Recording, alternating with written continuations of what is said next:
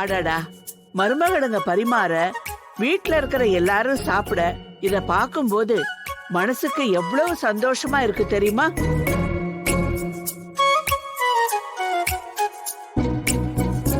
இதே மாதிரி எல்லாரும் தினமும் ஒரு வேளையாவது குடும்பத்தோட உட்கார்ந்து சாப்பிட்டா குடும்பத்துல எப்போதும் சந்தோஷம் இருந்துகிட்டே இருக்கும்.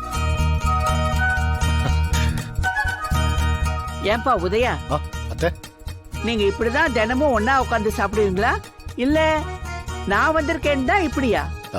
தினமும் கஷ்டம்தான் அத்தை. ஆனா லீவ் நாள்ல மட்டும் இப்படி ஒன்னா உட்கார்ந்து தான் சாப்பிடுவோம். சரி பாட்டி சாப்பிடுங்க.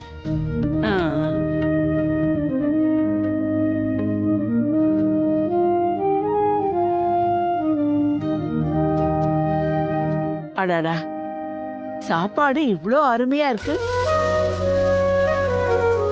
இவ்ளோ ருசியா வீட்டு சாப்பாடு சாப்பிட்டு எவ்வளவு நாளாச்சு தெரியுமா?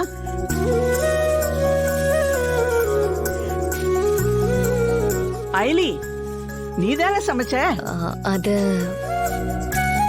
அவளை என்ன பாக்குற? அவ காய்கறி தானே வெட்டி கொடுத்தா. அதெல்லாம் சமைக்கிற லிஸ்ட்ல வராது. நீ சமைச்சத நானே பார்த்தனே. கிழவி, அவளை பாராட்டுறனா பாராட்ட வேண்டியதானே. என்ன இதுக்கு நீ அசிங்கப்படுத்துற?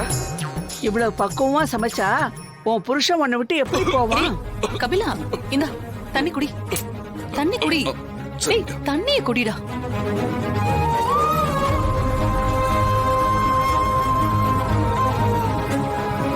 ஏன்பா, உன்னை பத்தி மறைமுகமா பேசினாதானே பொறையேறும். நான் உன்னை கண்ணு முன்னால வச்சுதானே பேசுறேன்.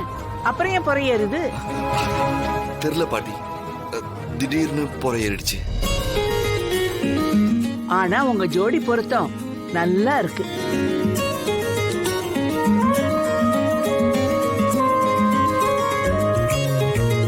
தேங்க்ஸ் பாட்டி. ஆமா, நீங்க 2 பேரும் லவ் மேரேஜா இல்ல வீட்ல தான் பார்த்து கல்யாணம் பண்ணி வச்சாங்களா?